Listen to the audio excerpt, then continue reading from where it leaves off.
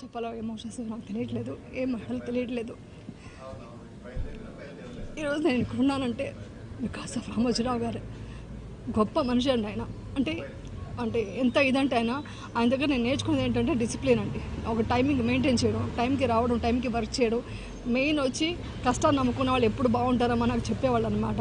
నేను ఎప్పుడు అడిగేదాన్ని, సార్ ఈ ఏజ్లో కూడా ఇప్పుడు వచ్చి మీరు ఆఫీస్లో ఈ రామోజీరావు దీంట్లో మనం ఇక్కడ షూటింగ్ చేస్తామన్నమాట. వెళ్తుంటే కర్టెన్ ఓపెన్ ఉంటుంది, మార్నింగ్ కరెక్ట్గా 10 o'clock ఓపెన్ ఉండేది. అప్పుడు అడిగేదాన్ని నేను, సార్ ఎలా సార్ అంత టైంకి వస్తారు, ఇంత వర్క్ చేస్తారు ఈ వయసులో అంటే, నాకు ఇష్టమైందే వర్క్ చేయడం అమ్మా, క్షమించాలి అని చెప్పేవాళ్ళు. అది కాకుండా ఆయన చాలా గొప్ప మనిషి అండి. అంటే మానవత్వం ఉన్న మనిషి.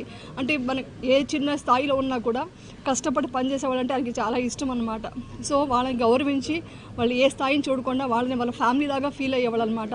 అలా ఉన్నారు కాబట్టి నేను ఇప్పుడు దాకా కూడా ఇలా ఈటీవీలో వర్క్ చేసుకుంటూ ఉన్నాను ఇప్పుడు దాకా. సో ఈరోజు నాకు ఆ మాట వినగానే చాలా షాక్ అయిందండి.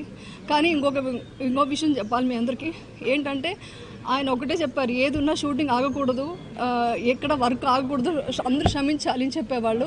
ఈరోజు కూడా బయట వాళ్ళంతా షూటింగ్ క్యాన్సిల్ చేశారు, కానీ మాకు ఇన్ హౌస్లో షూటింగ్ ఉందండి. ఈ బాధలో కూడా వెళ్ళి మన కృషి మనం చేయాలి అనేది ఆయన చెప్పిన ఒక ఇన్స్పిరేషన్గా తీసుకొని ఈరోజు నేను షూటింగ్ వెళ్తున్నాను. ఆయన గొప్ప పవిత్రమైన ఆత్మకి శాంతి జరగాలనేసి ఆ దేవుడిని మనస్ఫూర్తిగా కోరుకుంటున్నాను.